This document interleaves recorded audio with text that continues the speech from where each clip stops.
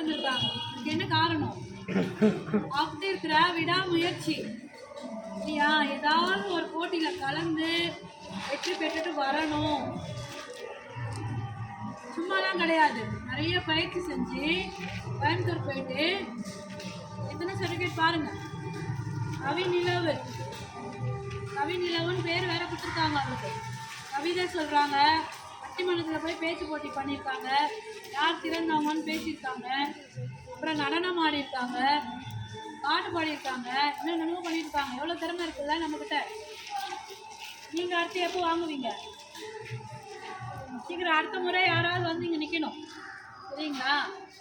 எல்லாருக்குமே திறமை இருக்குது. நம்ம என்ன பண்ண மாட்டோம், அதை வெளியே கொண்டு வர மாட்டோம். நான் போய் பண்ணுறேன்னு சொல்ல மாட்டீங்க. வீட்டில் சொல்லி அம்மாட்ட சொல்லி என்ன பண்ணணும்? அம்மா நானும் கலந்துக்கிறேம்மா, நானும் ட்ரை பண்ணுறேன், முயற்சி செய்கிறேன், படிக்கிறேன், எல்லாத்தையும் கலந்துட்டு நானும் என்ன பண்ணுறேன், ப்ரைஸ் வாங்குறேன்னு செஞ்சுட்டு வருவீங்களா? அப்போ தான் நல்லாயிருக்கும். சும்மா வந்தோமா படிச்சுமா போயினே இருக்கும். எல்லாம் பண்ணுவீங்களா? பாராட்டுங்க, எங்களை கிளாப் பண்ணுங்கள்.